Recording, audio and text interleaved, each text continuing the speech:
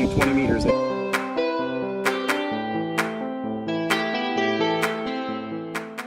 On this computer. Okay. Good evening, everybody. Welcome to the YCARS September presentation meeting.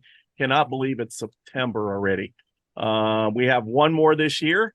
We have Ed Fong's going to be with us in October. So tonight we have a very special presentation. Mark, WC3W, is here with the DX Marathon program, which is a long-running program that entices folks to operate DX. So we're very privileged to have him. He does about 50 of these a year. And, you know, he's taken precious time out of his schedule to educate us. So please give him a warm welcome. And Mark, I will turn it over to you, sir. Thanks so much, John. I appreciate it. And by the way, you have my permission to play your recording wherever and whenever you wish. Thank you. Okay. You we'll spread the word. We're going to load it up to our YouTube channel. Yeah, spread the word, and the more people I can get out and touch, the happier I am. So wonderful. Anyway, John, thank you for the invite. I appreciate it very much. And as you said, I've done, I think, 54 of these this year so far. And I really enjoy meeting other hams and interacting with a lot of clubs, because there's so much difference in the way clubs are run.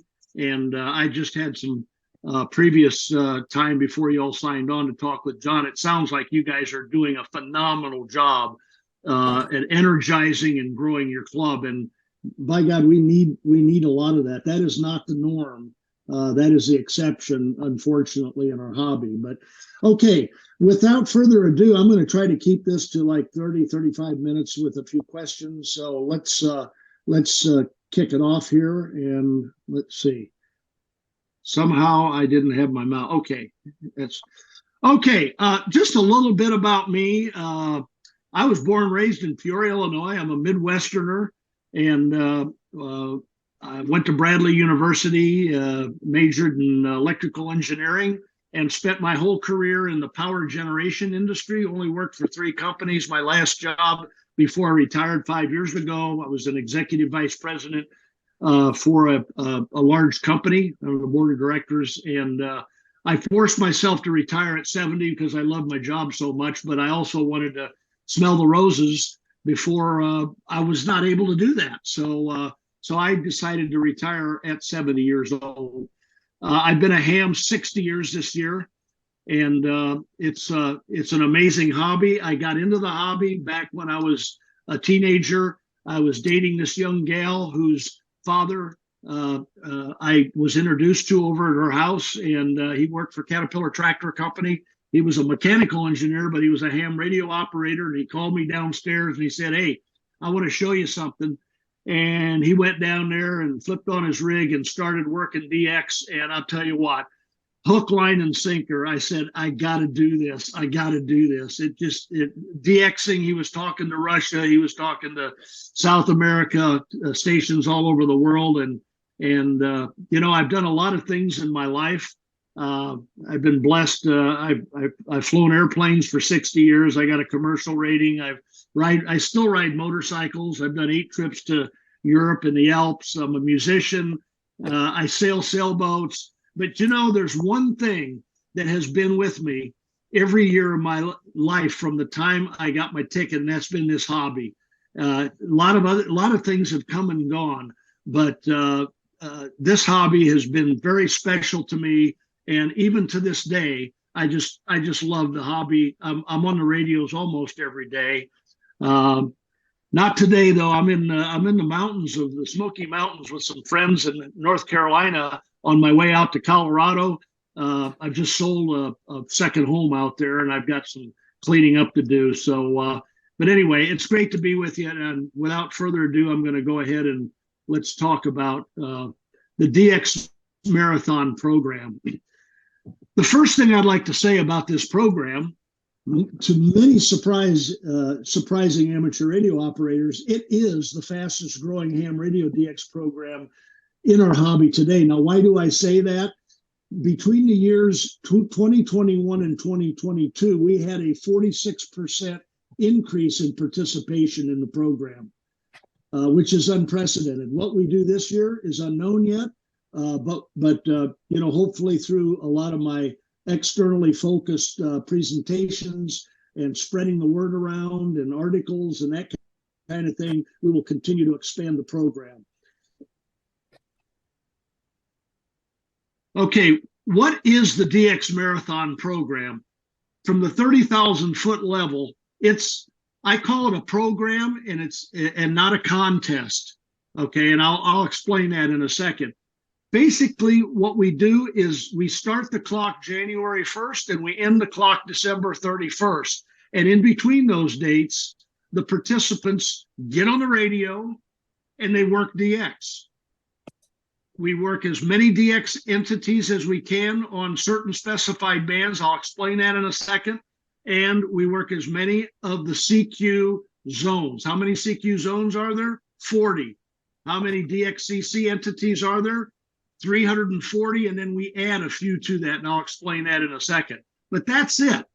And I often say at the beginning of my presentation, all of you sitting out there, if this program doesn't fit your particular operating station or your skills or your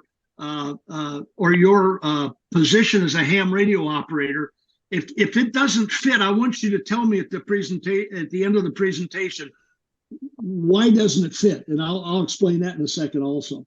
One big advantage of the program is it's very simple. We do not require any confirmations. No QSL card or exchanges are required. No LOTW, no confirmation. It's a program we put together. If you create your QSO, you develop a QSO and an exchange, that's it. It's good. And I'll clarify that in a second also. It's a great excuse to get on the radios. I mean, there's something like 2.5 million hams in the world today, and I don't know what the percentage is, but I would say a pretty large percentage, more than 50% of the hams that are on the air are doing DX. It's what caught my attention when I was getting into the hobby. It still has my attention, and most hams that I talk to, they love working DX. Again, it's a program. We offer a program that you can compete if you wish, but you can also use it as a self-evaluation tool, which is what I did for the first 4 or 5 years I was in the program. I once worked for a guy that said, as an engineer, said he used to tell me, if you can't measure something, it's not worth doing. Well, this program will allow you to measure your performance year to year of how you're doing in DX, how many stations you're working, how many CQ zones you're working. You don't necessarily have to compete. Where on the other hand, if you want to compete, it will allow to tranche yourself with other hams around the world with like equipment and see how you're doing with respect to what they're doing and give you an idea of how well you're doing. And we do have some plaques and certificates if you do extremely well. There's no complicated rules. There's just a few categories, and I'll explain that. It is a global event. About 33% of our participants are US and Canadian based, and about 67% are the rest of the world. Let me just give you real briefly a history. Believe it or not, this program has been around a long time. It was originated back in 1939, before I was born, by Radio Magazine, which was CQ Magazine's predecessor. They only ran it a year, and they suspended it after the year because World War II started, and then they did not resume it until the end of the war, which is 1948. Concurrently, evidently, the CQ Worldwide and the DXCC programs came out that same year, and the DX Marathon program really didn't survive. It was resurrected in 2005 by Mr. Bob Loker, W9KNI. At the time he was in Chicago. He approached CQ Magazine and said, hey, I'd like to bring this program back. And they said, well, Bob, have at it.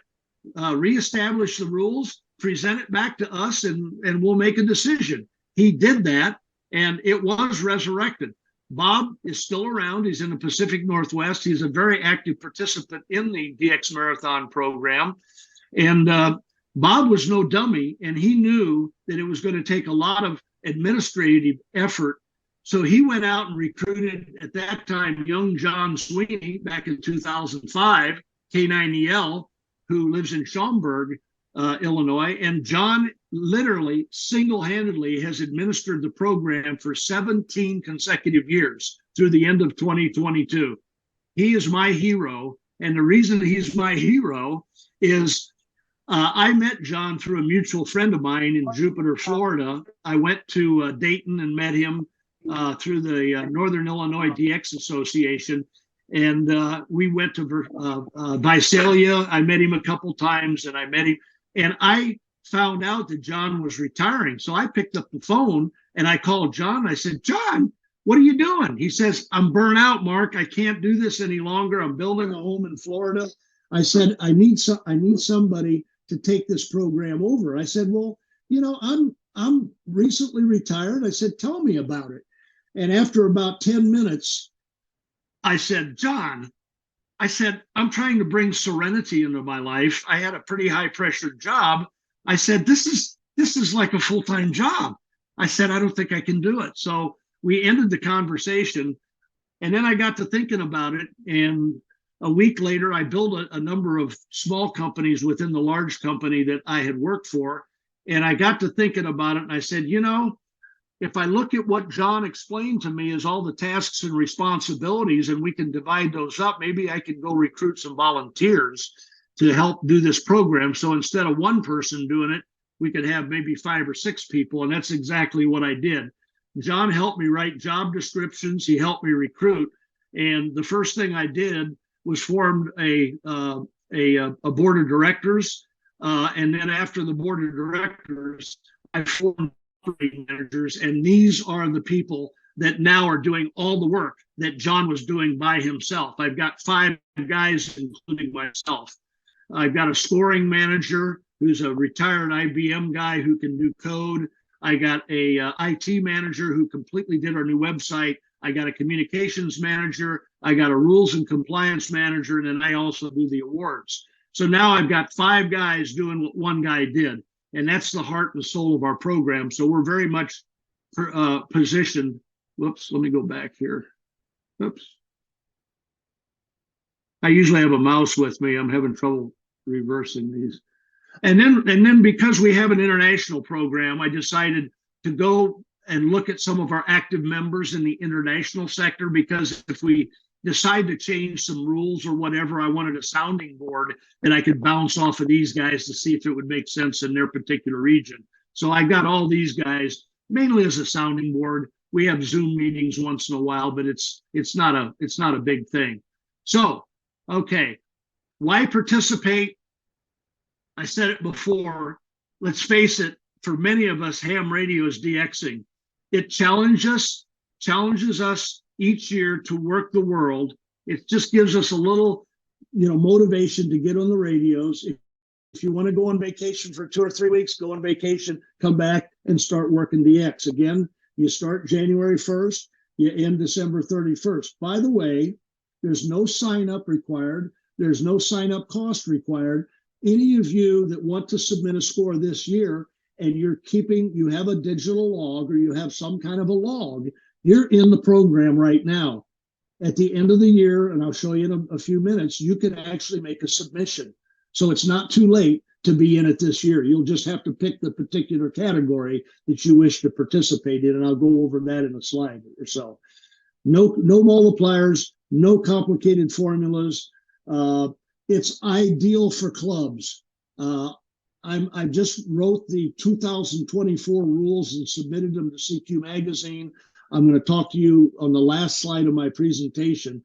I believe this is such an amazing tool for club leadership to engage members of clubs in participating as a club entity in the program. We had 137 clubs participate in 2022. And that was up like almost 20% over the previous year. My idea is to really expand the program through heavy club participation. Getting teams together within clubs is a very motivational tool. And as I said, it provides a lot of opportunities for club leadership to engage club participation in a common cause. Okay. All right. How does it work? I'm just going through this again. There's 340 DXCC entities, and to that we add 6 additional Work All Europe entities. Now, that makes the total country entities and DXpedition entities activations at 346. So if you worked every one, and that's impossible because we all know that all the activations don't occur every year, but theoretically, if you worked every one of those, you would get 1 point for every country that you worked, okay? And then you get 1 point for every CQ zone that you worked out of the 40, and you add the two together, and that's your score. Very simple. So if you work 200 countries and 40 CQ zones, your score would be 240. Very simple. As far as thing from 2 meters to 160, including the work bands, unlike a lot of your contests today, contacts through repeaters or satellites are not allowed. Contacts with maritime or aeronautical mobile are not allowed, nor are contacts made over Echolink or DMR, not allowed. It's HF communications, basically from HF, VHF from 2 meters to 160. These next 2 slides, I would like you to pay particular attention because it's really the heart and soul of how the program is put together. And it's to these slides, I want you to come back and tell me I don't fit in this group, because I don't think you can. All right. So what we're trying to do is we're trying to create tranches to create a level playing field among those who are participating in the program. So if you are like me, I have an offsite station, a remote station. I got a lot of money invested in it. I got a 100-foot tower, stacked JK, Nabasa, and 3040. I got 160s. I got 80-meter, quarter-meter verticals. I got linear amplifier. That's the unlimited class. Unlimited means anything, any antenna configuration, up to legal limit that your license allows you to participate in. That's the unlimited class. Now let's drop down to the limited. I would pretend that that the people in this class, really, if you look at all ham radio operators under the bell-shaped curve, we're out in the 1 sigma. I believe most operators, maybe the 3 sigma underneath the curve, don't have linears. They don't necessarily have towers. And so the next class down would be 100-watt maximum. You can use an array antenna, a Yagi antenna, with certain restrictions, no higher than 50 feet above the ground, and that's that class. Then if you go down, and I think a lot of people are in this group, formula class, 100-watt maximum, no gain antennas, a simple wire or a vertical. That's your class. And then lastly, the QRP boys, 5-watt maximum with some limited antenna restrictions. So I would, again, assume that all of you out there in the audience, you could probably fit yourself into one of these categories. Now, if you combine this slide with the next slide, I think I've hit everybody. Let's say you're like me. I like to operate all bands, and I like all modes. I even, in 60 years in the hobby, I even like FT8. And I know some people that are my age don't like FT8, okay? But that's okay. I like it. And so I enter normally when now that I'm head of the program, I take myself out of the hunt. But when I was operating, I like all bands and I like all modes, okay? And I go at it, and I work as many DX entities as I can. I've got a good friend W4QN in Jupiter, he won't touch FT8. He's 84 years old. He loves CW. In 2019, he entered the program in the CW only mode, all bands. He scored 319 points, was #1 in the world. So if you just like operating CW, you can participate in CW only. Or we've got another guy in South Florida that just happens to like SSB. He only enters in SSB. He was #1 last year. Just operate sideband. Or if you like digital mode, stick on FT8 and stick in RTTY and all bands. Now, many people just like operating on certain bands. We have I know one fella in particular I personally know, he loves 60 meters. He enters the program on 60 meters only. He just pursues DX on 60 meters and he submits based on 60, and then he compares his 60 meter participation with those others throughout the world that also are on 60 meters. My point here, gents and ladies, is that pick out what you like to do and submit. And by the way, you don't have to make that decision until the end of the year. You have to declare that on your submission page, which modes and which bands you wish to participate. And that's it. So think about this at the end. I think I've hit, whatever you like to do, between these two slides, you should be able to slot yourself. Some people, Bob, W9KNI, he loves 40 meters. He participates only on 40 meters every year. Generally is #1 or #2.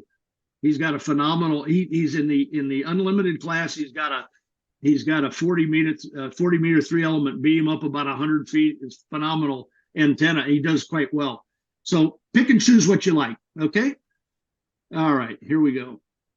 Come on.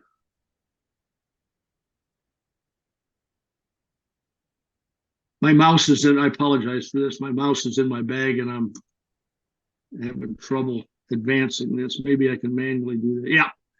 Okay. This is a busy slide.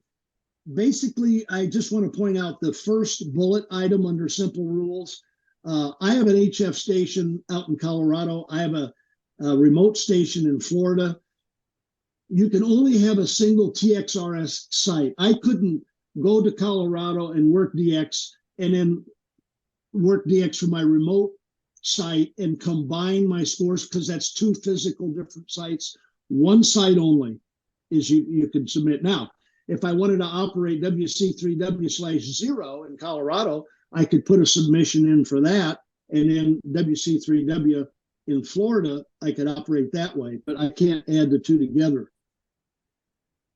If you are a contester and you operate your station in a contest, any station that you operate in the contest, you can also log in this program here, as long as it's your station. We ask that you use if you do use a separate call for contesting, declare that on your submission page. We can handle that situation. The only other thing I want to point out on this slide is we have completely redesigned the website, www.dxmarathon.com. It's phenomenal. It's got a ton of information. Whether you participate or not, go check it out. We've got pirates listed on there. We have DXpeditions. There's a wealth of information on that site. Okay. This is a picture of our new website. It's re-engineered. Sebastian did this for us. It's pretty amazing. The entry form, we're in the process of changing it, but right for now, it's basically an Excel spreadsheet. It's so easy to prepare. Basically, most of you are using some kind of a digital logging program. If you have the ability to generate an ADIF file, all you do is you import the ADIF through a tool that we give you, and it populates this Excel spreadsheet. You submit, you check this over, make sure it's right and you're comfortable with your entries, and you submit it, you load it up to our website, and that's it. Very, very, very simple. The logs are submitted between January 1st and January 5th. Okay, you can actually begin creating your logs before the end of the year. but it's so simple that it'll only take you a couple days to do. Most of the time that you'll spend is just checking over the integrity of the inputs. Make sure you don't have a 0 for an O. Okay, make sure you don't have a broken call. Check the pirate calls. Make sure you don't have a pirate listed in a country. It's basically just checking it for completeness. But the actual physical preparation of the submission sheet is very, very simple. It's done between January 1 and January 5th of each year. Okay, I'm going to say one thing about verification. We run an honor system, and 99.9% of the people that participate are honest. And when they say they work, when they have a QSO, they had the QSO. To protect those people, we do some checking of queues. We have ways that we do that. We use Club Log, and I even get copies of certain DXpeditions that are willing to generate an ADIF and send them to me. We load them into our program. We do these checks between January 5th and about March 1st. And you know, if you make a mistake, and you will know, because every single person that participates, we give them a report of our findings. So your claim score is what you submit between January 1st and 5th. Your verified score will be completed after we do some checks. You know, if you make a mistake, or if you say you had a queue and we're not able to verify it, you don't get thrown out of the program. You get a 1-point deduct. Now, that doesn't sound like it's a lot, but some people who are competitive and are going for the plaques and some of the things, sometimes between the top 5 guys will only have 5 points difference. So a 1-point deduct can change the places of the finish. But that's it. Again, this is a fun program. We're not trying to be policemen. We just want to make sure that you know, we want to protect the people that are playing by the rules. That's it. Okay. These are the plaques of the program. If your club, I can use some sponsors in 2024. By the way, let me just say a couple things on the financing. We have no budget. CQ Magazine has never contributed a penny to our program, even though officially they're our sponsor. What they do for us is they publish the rules in November for the following year, and they publish the article that I write of the previous year in the June edition of CQ Magazine. And it's a very comprehensive report, if any of you have seen it. So we get no financial from them. On our website, you can gift us if you wish. I'm trying to develop a little bit of working capital, so most of the stuff comes out of our own pockets right now, believe it or not. Other than that, the plaques are sponsored by various generous clubs and individuals. To be a sponsor, it costs $100. You get your name on the plaque, you get your name on the website, you get your name in CQ Magazine article.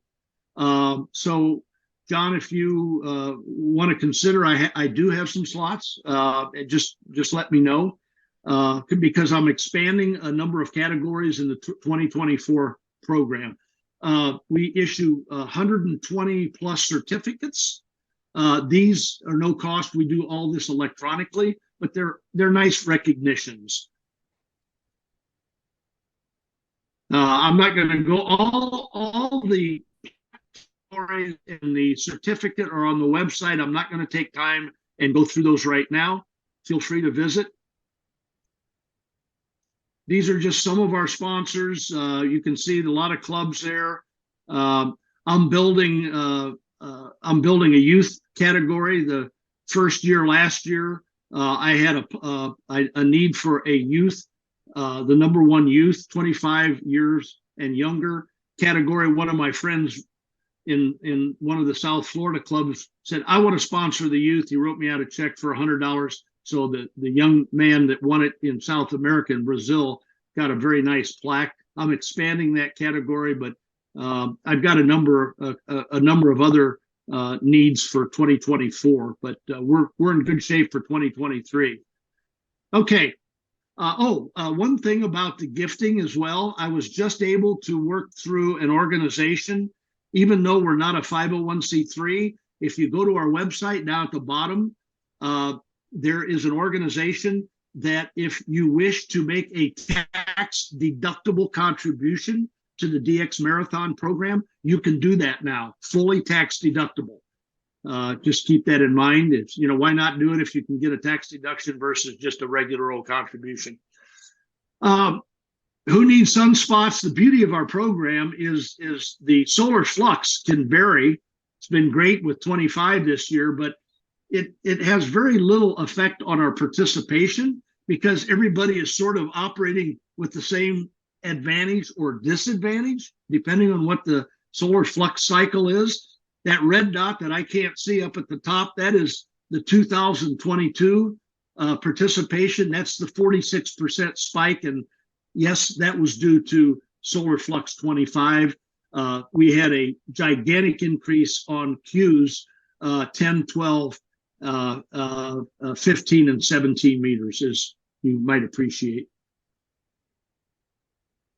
And this is God, you gotta love cycle 25. It's come in like a lion.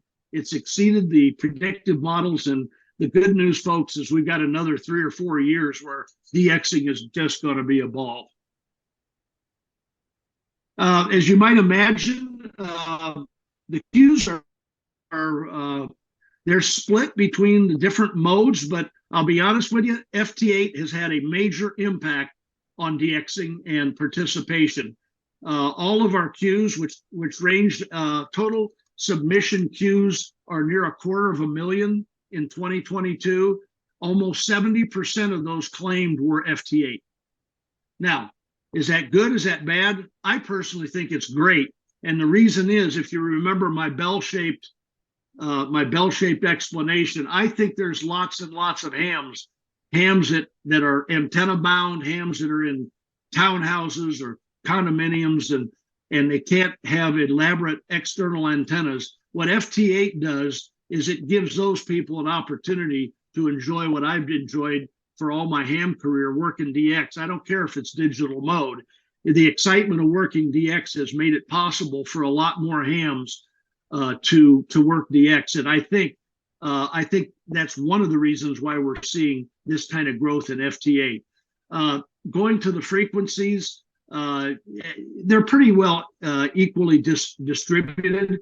As I mentioned, we had a huge spike in 2022 because of cycle 25 in the 10, 12, and 15 meter bands. Almost 49% of all the submitted Qs were in those 3 bands. That's cycle 25. And this has got way too much on it, but just to give you an idea, I'll highlight we had 1,182 submissions representing 216,000 Qs in 2022. The top score was 307. Had a very low error rate. 65% were in the unlimited class, 5% single band, 36% single mode. And yes, these were the top clubs. I got another slide on this. We had something that occurred that we've never seen before. An organizer in Indonesia got together and he organized a lot of participants in a very large club, and they blew everybody away with an all-time high total of 40,000 2025. The way we get that club scores, we just add the individual scores of all the participants that listed that club as their club. Just to give you an idea where the score come in, unlimited, the average score was 187, and you can see the different categories. Overall, the average score is 178. The winners in most of the categories are going to be around 275 to 300. And here's the club scores. The highest scoring U.S. club was Western Washington. Northern Illinois DX Association is all in there. As I said, this Indonesian club we've never seen anything even close to that. The Rio Club and CDR are both Brazilian clubs, and they always are very good. We had 137 entries in 2022. I hope to grow that number. I'm going to pass through this right now because I know we're running a little bit behind on time. This is a web-based tool that Sebastian, my IT manager, developed, and we're in transition on the scoring. And this is web-based. You can bring this up by going to https marathon.ham2k.net. Okay, and input your ADIF file on this, and it will show you exactly where you stand year to date on all the entities and the zones that you've worked. It's a powerful tool, and we're just about ready when he completes this effort, probably for 2023 submissions. Up in the top right-hand corner, you'll be able to hit generate submission, and this will automatically load it up into our website, and you're finished with your submission. Okay, he's done an amazing job on this.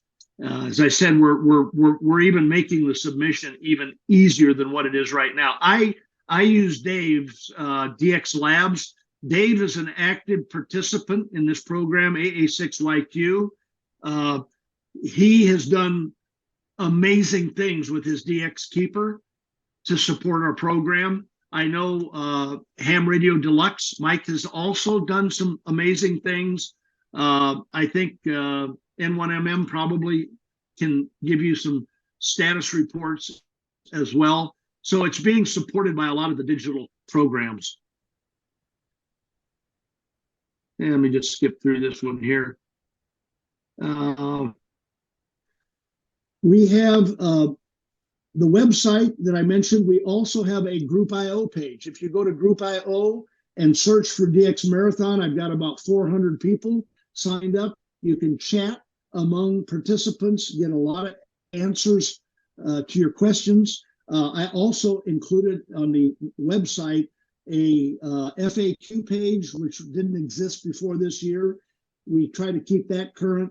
I also have had the rules translated into 13 different languages, because some international people, they say they know English, but they basically know how to say a call and they know how to exchange, but they really don't know how to read English. So that's the reason I did that, to help them better understand what the rules are. I'm almost done with this. I decided for 2023, because of the transition from John to our team, to really not change anything. And so even though we had a lot of excited people on my staff that we wanted to do some really neat things, I said, let's just make sure we walk before we run. So I kept everything pretty much the same. We had all kinds of ideas here, but we decided not. But for 2024, I'm implementing a few different things. And I'm going to let this cat out of the bag right now to you. It'll be in the November issue of CQ Magazine. But basically, I'm going to change the categories to make them even a little bit simpler. I'm going to expand the youth overlay. I call it a youth overlay. It'll be the highest scoring youth 25 and younger, but I'm issuing certificates for each zone, top zone youth. I want to expand that because youth is the future of our hobby, and I really want to do that. For Hillary, I don't know if you agree or disagree with this. I talked to a lot of YLs, but this doesn't mean that you don't participate with everybody else. An overlay is something above and beyond the normal categories. I'm trying to encourage YLs to participate, so I'm going to have a plaque and a certificate award that I call an overlay for the highest YL score in the world as well. And I'm restructuring the club competition, and the reason I'm restructuring it is I'm tranching it. I know there's some clubs like yours where you have more than 75 members. There's some clubs that have between 75 and 25, and there's some really small clubs that are 25 and less. I'm creating 3 different categories, and each one will qualify for a plaque. That way, every club feels like they have a chance, and a club with 10 members doesn't feel like they have to compete against one that has 100 members. So that's being put into place. And then I'm developing a super marathon. I presented John Sweeney with a plaque. I have a picture of it on the next slide for his dedicated service of 17 years to the program. And I've created a program where I call it a super marathon John Sweeney Award, and it will be to the participant over the previous 5 years, 2024, 23, 22, 21, and 20, that has the cumulative high score. And they're going to get awarded a plaque. It'll be the John Sweeney K9EL Super DX Marathon. And then I got one other category, and some of you are familiar with the DX Challenge program. This is called the DX Marathon Challenge. And what it's going to do is we have a lot of people that have, especially in the unlimited class, that work maybe 250 entities in the first 3 months because they can work them on any band. What we're going to do is 80 through 10 meters, we're going to have them work as many entities on each band. So they'll actually have 8 submissions. And the winner of that will number one, I have a sponsor for that already. Will be awarded a plaque, and they'll have a runner-up plaque also. This is really going to be exciting, I think. We're going to take it slow, but anyway, that's just. And there's the plaque. I presented that to John at the W9 DXCC meeting that occurred 2 weeks ago in Schaumburg, Illinois, and he is still on my board of directors because we rely on him for a lot of advice. Bob K9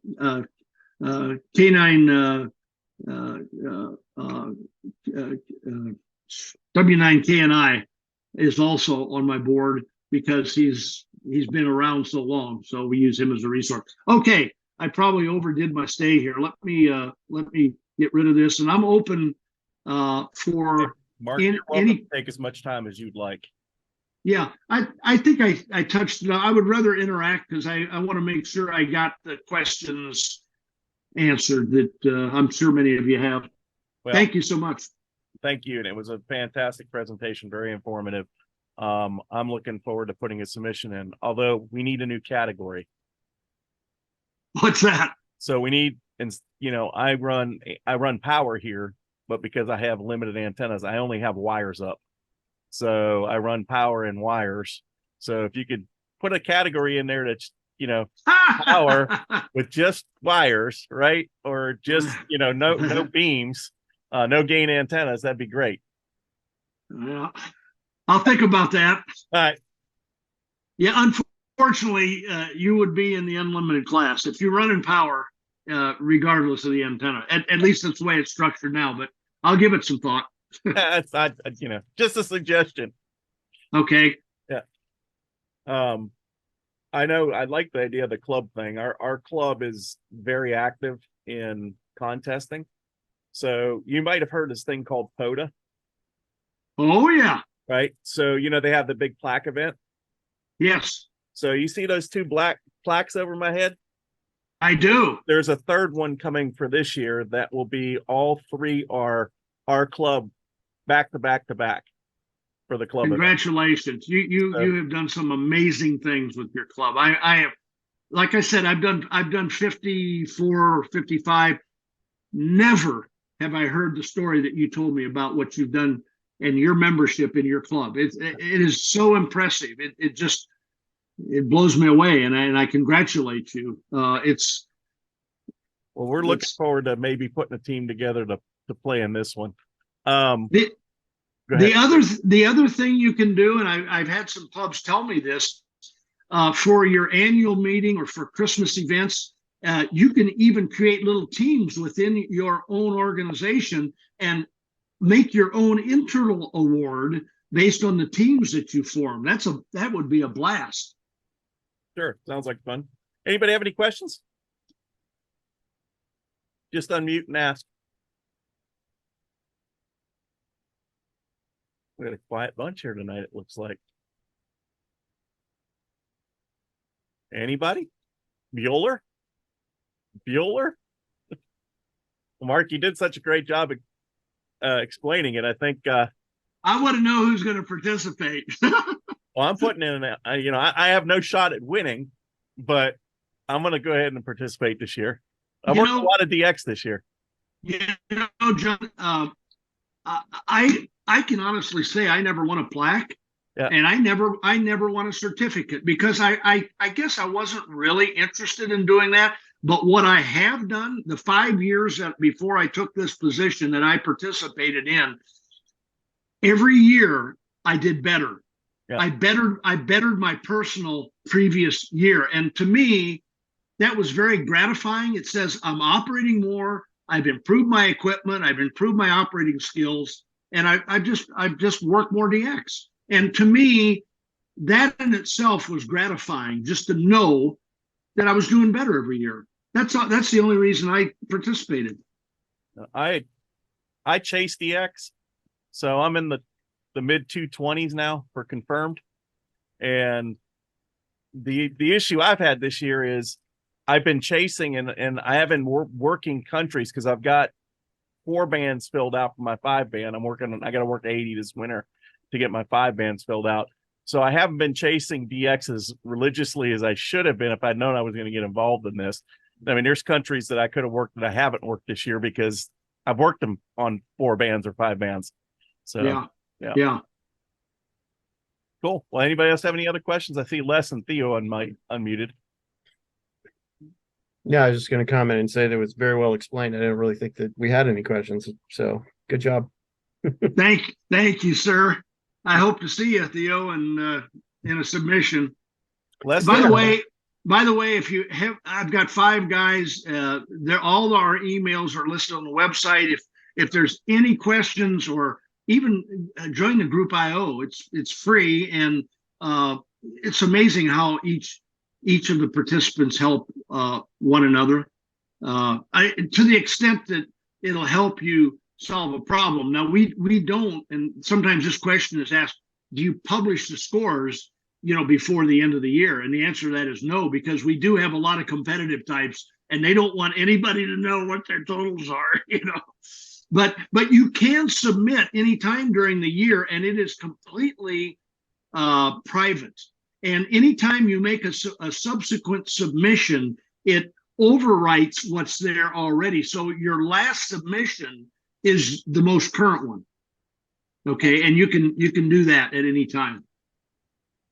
Les, did you have a question for us? No, not really a question. I was just going to say how much I appreciated the information. It sounds interesting, and hopefully we'll get a handshake together and get some equipment. I'll be able to participate. Of course, I'll have to, up my ticket a little bit, but a fellow power generating fellow being able to do all this is gives me something to work towards.